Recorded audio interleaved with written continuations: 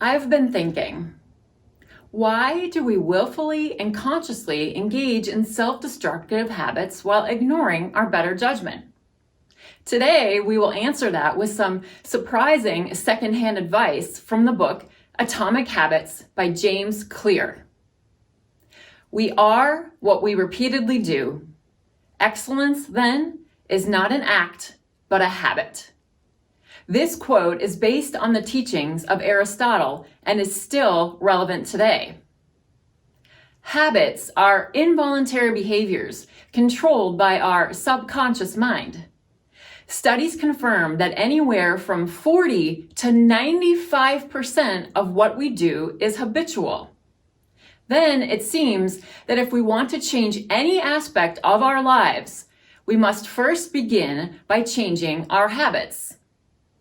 The easiest way to implement positive change is to cultivate the right habits. We have been convinced that massive success requires massive action. However, the book Atomic Habits teaches us that the opposite is true. Small improvements over time lead to remarkable results. The author, James Clear, says that habits are the compound interest of self-improvement. Just as money multiplies through compounding, the effects of your habits multiply exponentially as you repeat them. Today, we'll talk about how to forget about goal setting and focus on your system instead, the 4 laws of behavior change that we can use to build better habits, and the cardinal rule for behavior change. The author states, you don't rise to the level of your goals. You fall to the level of your systems. What is the difference between goals and systems? Goals are about results and achievement, whereas systems are the processes that lead to those results. The purpose of setting goals is to win the game. The purpose of building systems is to continue playing the game. Small habits can have a surprisingly powerful impact on your life. A habit is simply a behavior repeated so much that it becomes automatic. For example, you don't think about what to do when you step into a dark room. You intuitively flip on the light switch. That's a habit, even though we don't tend to think of it as such. So, how do we form new habits? Via a process of trial and error, our brains figure out how to adapt to new circumstances. We repeat those behaviors that offer satisfying consequences. There is a 4-step pattern called a habit loop, which ingrains habits into our subconscious. Habits begin with a trigger to act, also called a cue. The cue is walking into a dark room. Next comes a craving, which is motivation to change something. In this example, the change is to be able to see. Then comes our response. Whatever thought or action you need to take, such as flicking the light switch, the final step is the reward, the satisfying feeling you get from the change. In this case, it's the relief you get from being able to see in the room. The first step in building a new habit is to understand the cues that can prompt our behavior. For example, the buzz of your phone is a cue to check your messages. Once you know that certain stimuli can provoke action, you can change your environment to encourage better habits. For instance, if you want to eat healthier, leave healthy snacks out on the counter instead of hidden away in the pantry. Want to become a runner? Leave your running shoes by your bed so you can put them on the moment you awaken. The more obvious the cue, the more likely you are to respond. Another way to strengthen cues is to use implementation intentions. This gives us a detailed plan of action. For example, don't say, I'll run more. Say, On Tuesdays and Thursdays at 5 p.m., I'll put on my running clothes and run 2 miles. We all know we are motivated by rewards, but did you also know that we are motivated simply by the anticipation of a reward? This is the reason why we need to make habits attractive so we can stick to them. Why are rewards so effective? The brain releases the feel-good hormone dopamine. This is the same hormone released when we do pleasurable things such as eating or watching TV. Dopamine is also released simply by the anticipation of those activities. So, desiring something is equivalent to getting something. This explains why children enjoy the anticipation of Christmas, or why you daydream about your upcoming vacation. We can use this when trying to form habits.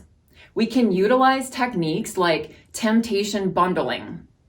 This is when you take an unappealing behavior and link it to an activity you enjoy. By doing this, we can make an unpleasant habit something we look forward to. Most of us view exercise as unpleasurable, but necessary. How can we transform this into something we want to do? Link it with something you enjoy. I use my guilty pleasure of watching reality TV as an incentive to work out. I only allow myself to watch an episode of The Bachelorette if I am on my treadmill. Now, I find the monotony of the treadmill much more enjoyable because of the anticipation of getting to watch a dozen attractive men compete for one woman's attention. One of the key ways to build a new habit is to make it easily adoptable. We spend much of our time on easy behaviors. Scrolling through Facebook takes almost no effort, so it's easy for it to fill up lots of our time. However, a habit like doing 50 push-ups a day requires a lot of effort. That leads us to the law of least effort. Here, we focused on reducing friction. For example, if you want to build a habit of eating healthier snacks, don't buy fruit that is hard to peel or requires a lot of prep work to eat. Focus on easier things that are grab and go, such as apples or bananas. In the same regard, we can increase friction for bad habits. If you want to watch less TV, you can introduce enough friction to ensure you only watch when you really want to by unplugging it and taking the batteries out of the remote. Many of our patterns occur at decisive moments. A habit can take just a few seconds, but it can determine the actions that you take for minutes or hours afterward. A bad habit like eating a Snickers bar when you are stressed can send your entire day in a different direction. You might decide that since you had one candy bar, that one more wouldn't hurt. And hey, while we're at it, why not have pizza for dinner? The same goes for good habits though. This is where we employ the 2-minute rule. This rule states that it should take less than 2 minutes to do when you start a new habit. If we begin by mastering the first 2 minutes of even the smallest version of the behavior, it can lead to a momentum where we continue the effort without even thinking. Let's say you want to read more. Instead of committing to reading a book a week, make it much more enjoyable by just reading 2 pages per day. Once you've read a couple of pages, you most likely will keep going. We can naturally build on these small actions once we've initiated the behavior. Getting started by making even the slightest effort is the most critical step. Now, let's examine the cardinal rule for behavior change.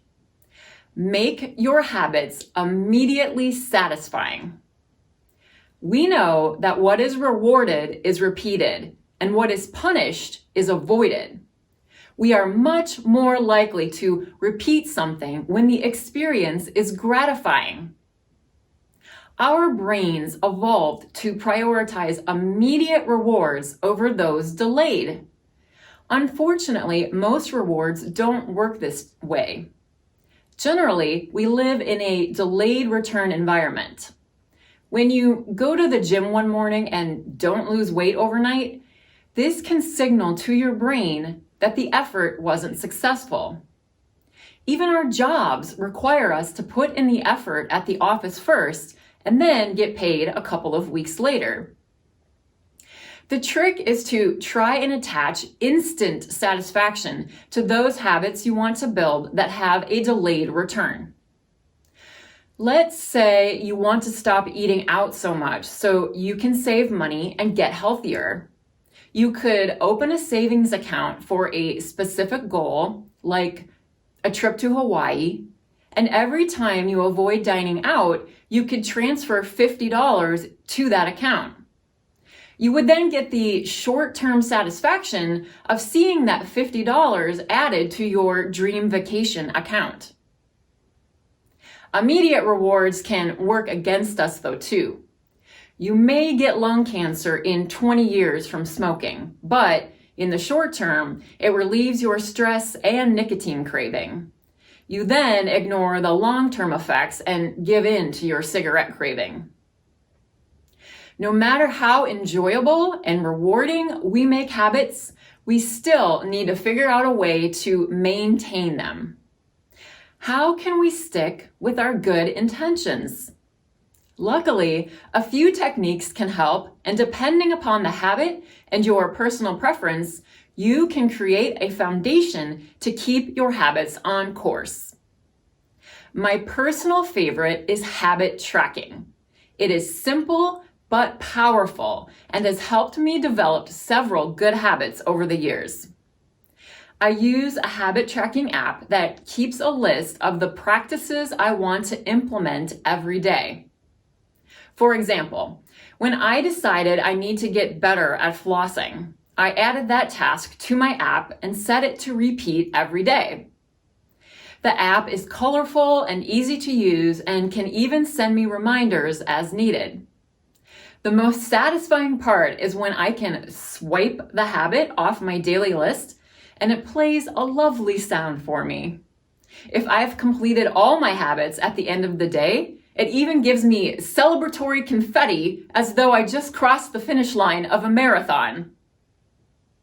Habit tracking can also help you break a bad habit. I used to go to Starbucks every day, costing me way too much time, effort, and money. So I put a magnetic wipe-off calendar on my refrigerator. And each day that I didn't get Starbucks, I would mark off a giant X on the calendar for that day. As each day passed, the string of X's would get longer and longer, and it became increasingly satisfying to continue my streak.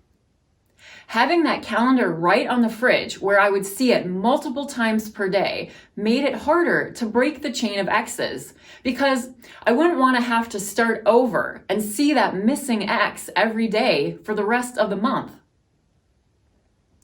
Another technique that works for people is to develop a habit contract where there are negative consequences if you break it. For instance, you can agree with a friend, spouse, or even a personal trainer that if you fail to work out, you will have to pay one of them $20. Even better, you can agree to donate money to a cause that you don't believe in if you break your contract. Maybe you have to contribute to your opposing political party if you don't stick to your new healthy habit. We care about friends and family's opinions and even acquaintances. So committing to a habit contract increases our chances of success because we know someone is watching. You could set up an agreement with your partner, your sibling, or one of your coworkers, and you'll be much more likely to accomplish those habits. Let's review. While the smallest habits won't change your life overnight, but repeated daily can lead to tremendous changes due to the compounding effect. If we focus on systems instead of goal setting, we can take positive action to move us forward in life. Behavior change requires 4 simple rules. 1, make it obvious. 2, make it attractive. 3, make it easy. And 4, make it satisfying. Do you track your habits? What habits have had the most significant impact on your life? Comment below with your best advice. Please be sure to like and subscribe as well. And thank you for watching. If you need some ideas for charities to donate to if you break your habit contract, here is a list of some real-life places to contribute. The American Mustache Institute seeks to address the wrongs and protect the rights of all mustached Americans. The Zombie Squad is in the zombie removal business if that's your thing. If all else fails, you contribute to some poor college students' booze money GoFundMe page. There. Now don't you feel better about yourself?